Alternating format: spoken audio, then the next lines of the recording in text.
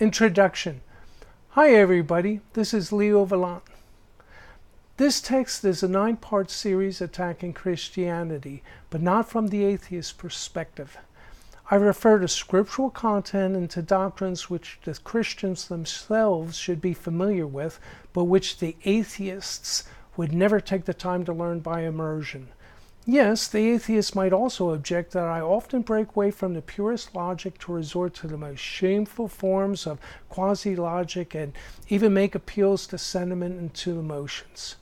Well, there again, the atheist should appreciate that I'm trying to get into those Christian heads by thinking the way they think and doing the way they do.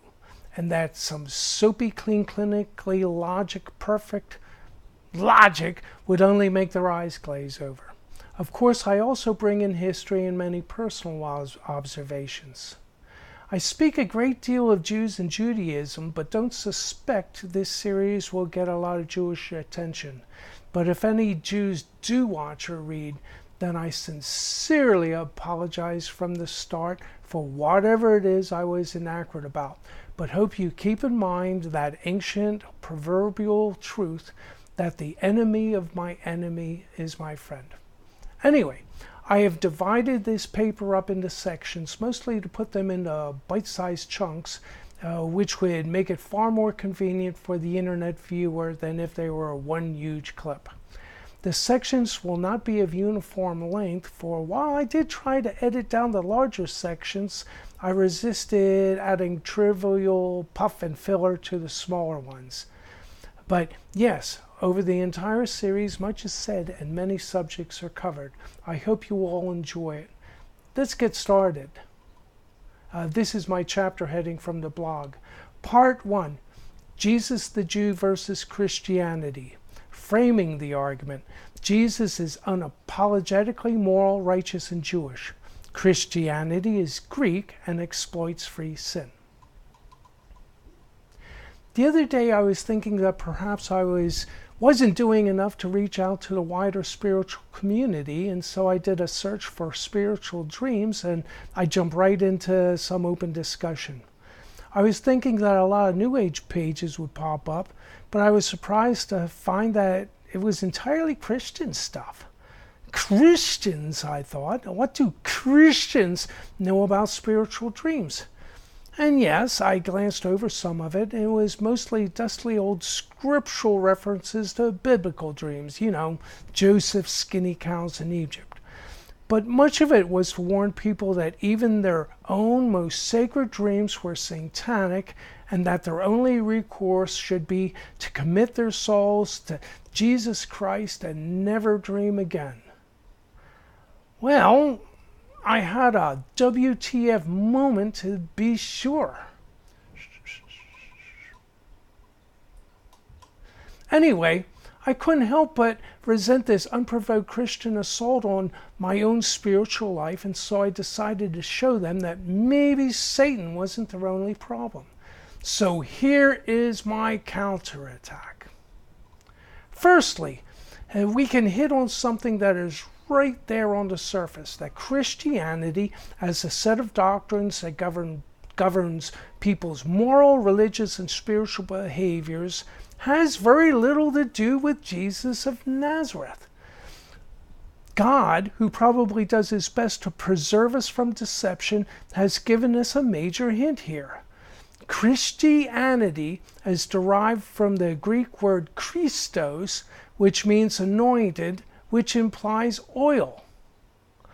Well, Jesus was a Jew, not a Greek, and he was from a Jewish religious sect that saw oil as problematically slimy, stinky, and hard to wash off. But they viewed water as being pure and sacramental, like baptism and all. So, what is the word Christos even talking about here? It points to a big disconnect. We should expect that the name for the religious beliefs, doctrines, and traditions that involve Jesus of Nazareth should be derived from the name Jesus, right? And we would expect the parent language for this organizational name to be in the language of the Jews, right? Remember, Jesus was a Jew, and in the course of his lifetime ministry, he had never addressed a Gentile audience or sent any delegation to address a Gentile audience. Yes, Jesus was clearly endeavoring to reform Judaism, but such reform had been going on with each prophet since the Babylonian captivity, and Jesus was only pressing forward with a movement that already existed. Jesus was not for any new religion.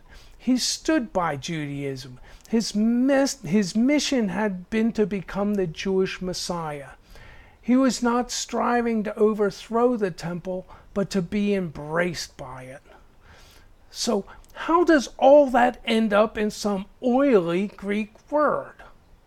Well, I can suppose that God had deliberately decided to protect the good name of Jesus from any linguistic connection to Christianity. You know, for something this important at the teleological level, there can be no accidents. God does not mince his words. So it would be evident to a child who has learned his first letters that Jesus has nothing to do with Christianity. Now let's look at doctrine. In the New Testament, from what we know from source research and scriptural exegesis, we can only be sure of one sermon having been actually delivered by Jesus of Nazareth. The long version is the Sermon on the Mount, Matthew chapters 5 through 7, and the short version is the Sermon on the Plain, Luke chapter 6, verses 17 through 49. This sermon propounds a doctrine of righteousness and social morality. And that same scriptural scholarship that tells us what Jesus did say also tells us what Jesus never said. Well, Jesus never offered to make himself a human sacrifice so that humanity could enjoy free sin. This should be obvious. First, we need to remember that Jesus was endeavoring to be a Messiah, which required that he be alive and not dead. And then Jesus of Nazareth would have been aghast at the idea that anybody should use his name in order to promote free sin.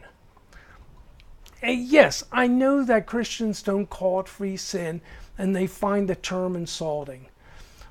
Well, forgive me for being indelicate in the way I describe their doctrine, but they can't say it's not true.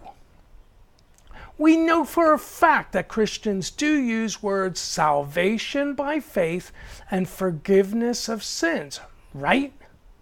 Well, any means into heaven that bypasses the social moral criteria of righteousness is just some form of free sin, right? Words have meaning, and we must be allowed to understand them for what they are telling us. Christian salvation by faith is a license to free sin. It couldn't be clearer. What else could account for the fact that so many Republicans are Christians? Well, that's it for part one. Let me get on to part two. How do you shut this thing off?